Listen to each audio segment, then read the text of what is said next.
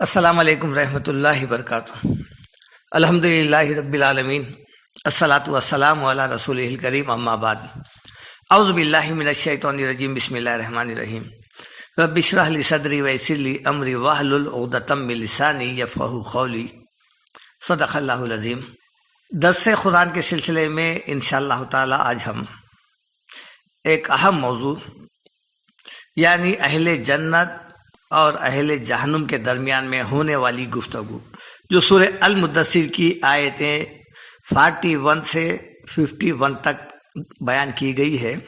اللہ رب العزت نے اپنے بندوں کو جہنم کی آگ سے بچانے کے لیے جہنمیوں کا وہ ریزن، وہ وجہ ان آیتوں میں بیان کر دی ہے کہ اہل دنیا ان آیتوں کے ذریعے سے وہ گناہوں سے بچے جس کے سبب انہیں جہنم میں داخل ہونا پڑے گا۔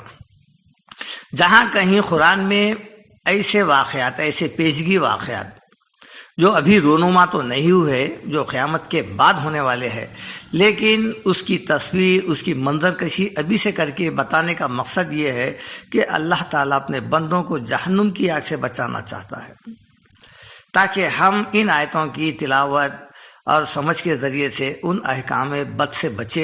یہ اللہ تعالیٰ کا بڑا احسان ہے جو پیشگی احوال بیان کرتا ہے، اور بلا شبہ یہ من و ان ہونے والے ہیں۔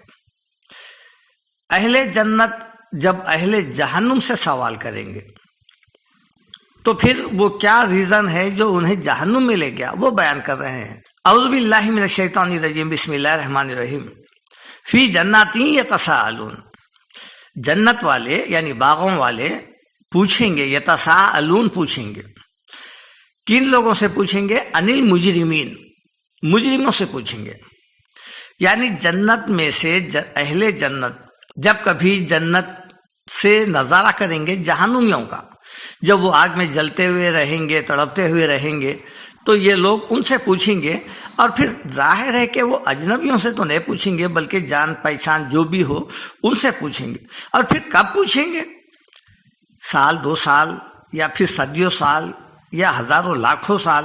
قرآن میں یہ کہیں بیان نہیں ہے، بلکہ ایک وقت آئے گا جب اہل جنت جب دیکھیں گے کہ جہنم میں لوگ جل رہے ہیں، تو پھر وہ ان سے پوچھیں گے، کیا بول کر پوچھیں گے کہ ما سلککم فی سقر، کیا سبب تھا، کیا وجہ تھی جو تم جہنم میں داخل ہو گئے ہیں؟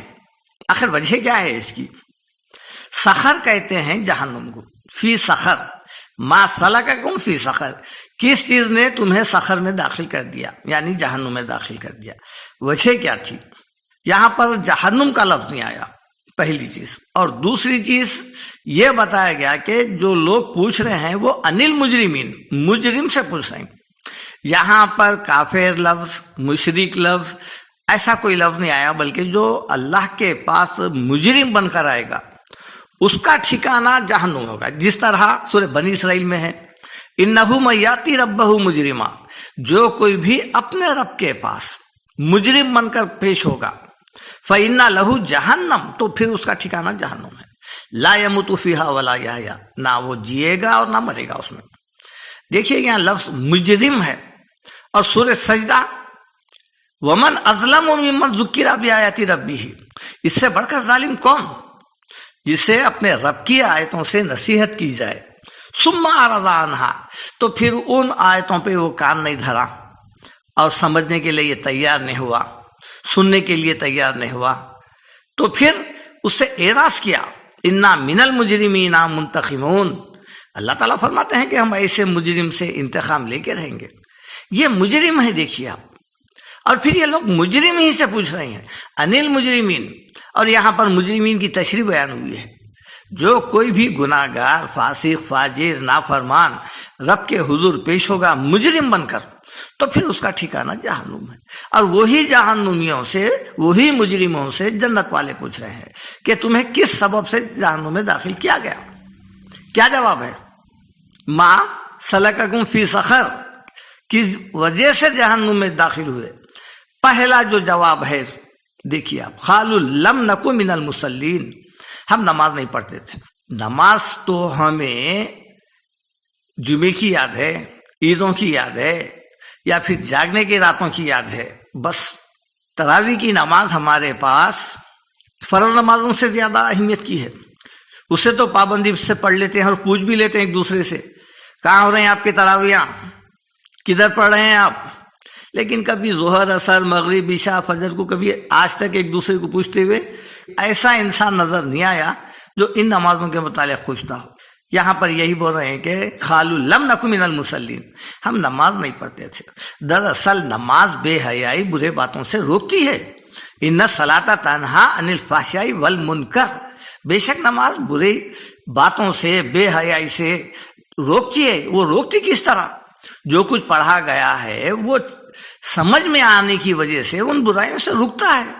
لیکن ہم انگلش میں ماہر ہے، ہندی میں ماہر ہے، تیلگو میں ماہر ہے، حساب میں ماہر ہے، ہر چیز میں ماہر ہے.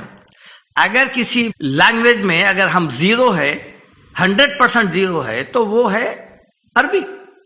نہ کبھی پڑھنے کی کوشش کرے، نہ سمجھنے کی کوشش کرے.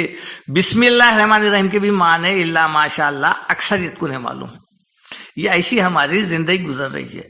تو پھر جب قرآن جو کچھ نمازوں میں پڑھا جا رہا ہے، جسے ہم سنتے آ رہے ہیں، کیا تبدیلی آئیں گی ہمارے اندر؟ کوئی تبدیلی نہیں آئیں گی. اس کی وجہ کیا ہے؟ ہم سمجھے ہی نہیں. امام صاحب جھکے، ہم جھکے، ظالین بولے تو آمین بولے، ختم ہو گئی بات. یہ ہماری زندگی ہے. تو پہلا جواب کیا ہے؟ قالوا لم نک من المصلین، ہم نماز ہی نہیں پڑھتے تھے. یہاں پر کوئی غیر قوم نہیں ہے. غیر قوم پہ تو نماز ہی فرض نہیں ہے. یہ سب مسلمان ہیں جو نماز سے دور رہنے والے ہیں. پہلا ریزن ولم نکن نطعم المسکین، اور ہم کھانا بھی نہیں کھلاتے تھے.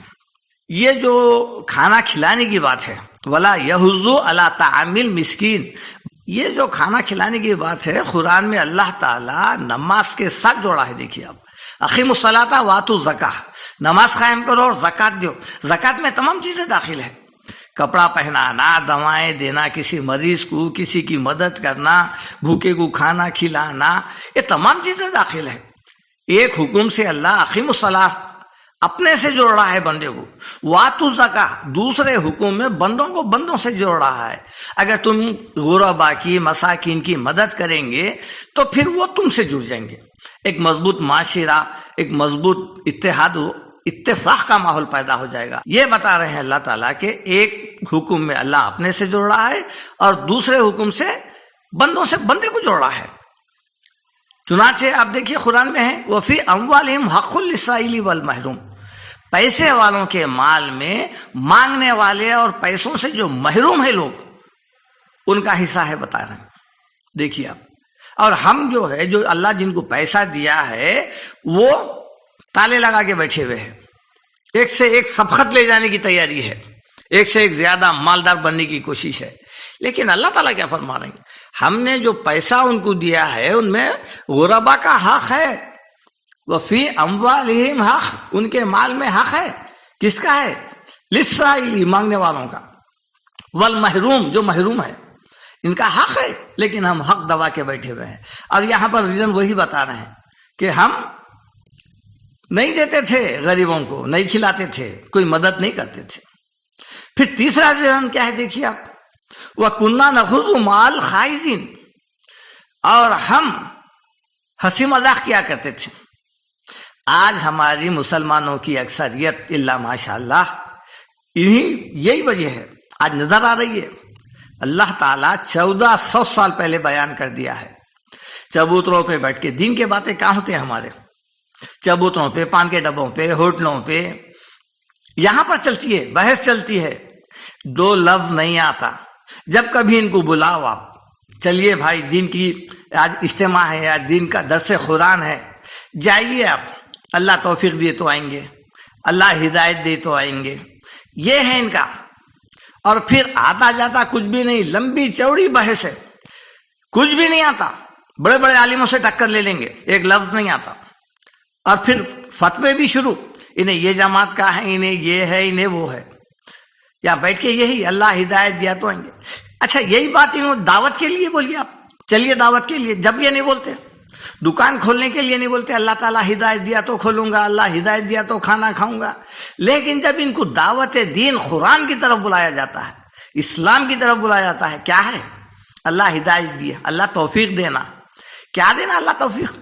پکڑ کے پیٹتے ہوئے فرشتوں کے ذریعے سے لے جانا ان کو، یا پھر مار پیٹ کرتے ہوئے جو ہے نا ان کو وہاں سے اٹھانا. اللہ ہدایت دے دیا ہے. ہدایت دراصل قرآن ہے، نکالنے کے لیے کبھی ان کو توفیق نہیں ہو رہی، کبھی کھولنا نصیب نہیں ہو رہا، اور بیٹھے ہوئے ہیں صرف بحث تکرار کے ساتھ. اور پھر یہاں آ کے بول رہے ہیں کہ وَكُنَّا نَغُوزُ مَعَ الْخَائِضِينَ، ہم بیکار باتوں میں، مسخرے باتوں میں بیٹھ کے گھنٹوں گزار دیا کرتے تھے. کرکٹ دیکھے، ڈرامے دیکھے، فلمیں دیکھے، وہاں پر کوئی بحث تکرار نہیں ہوئی، گھنٹوں دیکھے. 5 منٹ دین کی بات سمجھانے کے لیے بلائے، بحث تکرار شروع. یہ کام کیا کرتے تھے ہم. وَكُنَّا نُكَذِّبُ بِيَوْمِ الدِّينِ، اور پھر ہم روز جزا کو جھٹلایا کرتے تھے. یہاں جھٹلانے والے 2 باتیں ہیں. ایک وہ قوم جو قیامت کا قطعی انکار کرتی ہے کہ قیامت نہیں آئیں گی، جس طرح قرآن میں ہے وَيَقُولُونَ مَتَىٰ هَٰذَا الْوَعْدُ إِن كُنتُمْ صَادِقِينَ. یہ کہتے ہیں کہ وہ وعدہ، وہ قیامت کا کب آئے گا اگر تم سچے ہو اے رسول. اس طرح کا ایک جھٹلانا ہے. پھر دوسرا جھٹلانا یہ ہے کہ سب کو معلوم ہے قیامت آنے والی ہے، سب کو یقین ہے، 100% مسلمانوں کو یقین ہے کہ ایک دن قیامت آئے گی، اور اس کی تیاری نہیں کرنا بھی انہی بات میں داخل ہے. خالی بیٹھ جانا، اس کی کوئی تیاری نہیں کرنا. جبکہ اللہ کے رسول کیا فرمائے؟ من ماتا فقط قامت قیامت، جو مر گیا اس کی قیامت ہو گئی. دیکھ رہے ہیں کہ کئی لوگوں کی قیامتیں ہو گئے ہیں، تدفین ہو چکی ہے، دنیا سے ان کا حصہ ختم ہو چکا ہے، نام و نشان مٹ گیا ہے، شکل صورت ذہن سے نکل گئی، لیکن پھر بھی بیٹھے ہوئے ہے، کوئی تیاری نہیں. اور پھر یہی بتا رہے ہیں وَكُنَّا نُكَذِّبُ بِيَوْمِ الدِّينِ، چونکہ یہ مسلمانوں کا سلسلہ ہے اسی لیے جھٹلانے والے بھی مسلمان ہیں. حَتَّى أَتَانَا الْيَقِينُ، یہاں تک کہ ہمیں موت آ گئی. دیکھیے آپ، ہم سمجھے تھے موت نہیں آئیں گی، ہم ہٹے کٹے تھے، صحت مند تھے، پھر ایک یا تو ایکسیڈنٹ ہو گیا یا کوئی بیماری لاحق ہو گئی، اور پھر ہم کوئی تیاری نہیں کرے. حتی اتانا الیقین، یہاں تک کہ ہمیں موت آ گئی. قرآن میں یہ یقین کا لفظ وہی معنوں میں ہے جو موت کے لیے استعمال ہوا ہے. جیسا کہ وَاعْبُدْ رَبَّكَ حَتَّى يَأْتِيَكَ الْيَقِينُ، عبادت کرتے رہو یہاں تک کہ موت آ جائے. سورہ ہجر کی آخری آیتوں میں. اب ایسے لوگوں کے لیے اللہ تعالیٰ فرما رہے ہیں فَمَا تَنْفَعُهُمْ شَفَاعَةُ الشَّافِعِينَ، ان کے لیے کوئی نفع نہیں دیں گی شفاعت کرنے والوں کی شفاعت. کوئی شفاعت کرنے والا، سفارش کرنے والا ان کے حق میں اگر سفارش کرے تو قبول نہیں ہوگی. آپ دیکھیے یہ جتنے لوگ جو کیٹیگری ہے، نماز نہیں پڑھنے والے اور خیرات نہیں کرنے والے، اور پھر ہنسی مذاق کر کے روڈوں پہ ایسے ہی زندگی گزارنے والے، اور قیامت کی نئی تیاری کرنے والے، اور پھر ایک مر جانے والے، ان کی آپ دیکھیے کیا تمنا ہوتی ہے، کیا آرزو ہے. اللہ کے رسول آئیں گے، سفارش کریں گے کیونکہ ہم امت محمدیہ میں سے ہیں. اللہ تعالیٰ فرما رہے ہیں ایسے لوگوں کے حق میں کوئی بھی سفارش کریں گا، ولی، فرشتہ اور نبی، رسول، تو پھر ان کے لیے ہرگز قبول نہیں کی جائیں گی.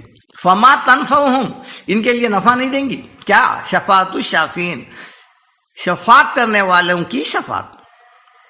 اب یہاں سے اللہ تعالیٰ فرما رہے ہیں کہ فما لہم عن التذکرۃ معرضین، آخر انہیں ہو کیا گیا ہے جو قرآن ان کے ہدایت کے سامان ہدایت تھی، اور انہیں آنے والے احوال کھول کے بتایا جا رہا ہے اس میں، اور خبر دی جا رہی ہے بہت بڑی. آپ دیکھیے 30واں پارہ، آخری پارہ میں کیا ہے؟ تقریباً آنے والے واقعات جنت کے، دوزخ کے، حساب کتاب کے، میدان حشر کے کھول کے بیان کر دی گئے تاکہ آدمی چوکنا ہو جائے، خبردار ہو جائے، ہوشیار ہو جائے. ہاں، پھر ویسی کتاب کے متعلق ان کا رویہ کیا ہے؟ عن التذکرۃ معرضین، یہ قرآن سے اعراض کر رہے ہیں، منہ پھیر رہے ہیں، چھپ رہے ہیں، بچ رہے ہیں. کیوں؟ فما لہم، کس لیے؟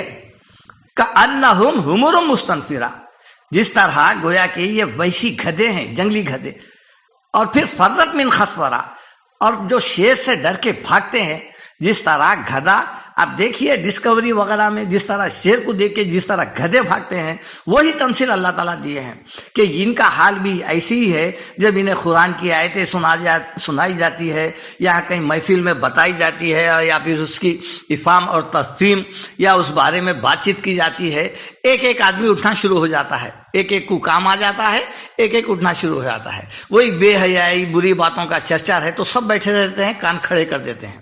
اور یہاں پر جس طرح شیر کے ڈر سے بھاگتے ہیں گدھے، اس طرح یہ لوگ قرآن سے جو ہے اعراض کر رہے ہیں، چھپ رہے ہیں، بچ رہے ہیں۔ کب تک بچیں گے؟ اللہ تعالیٰ یہ واقعات جو قرآن میں درج کیا ہے یہ تو قیامت کے بعد ہونے والے واقعات ہے، اور اس کی منظر کشی اس طرح کر رہا ہے اللہ تعالیٰ گویا کہ دو پارٹیاں آمنے سامنے، ایک پارٹی اہل جنت سوال کر رہی ہے، اہل جہنم جواب دے رہی ہے۔ دیکھیے اب یہ کتنا بڑا فضل ہے اللہ تعالیٰ کا کہ ایسے واقعات کو پیشگی ہم پر ظاہر کر کے ہمیں بچنے کا ایک ذریعہ بنا دیا ہے۔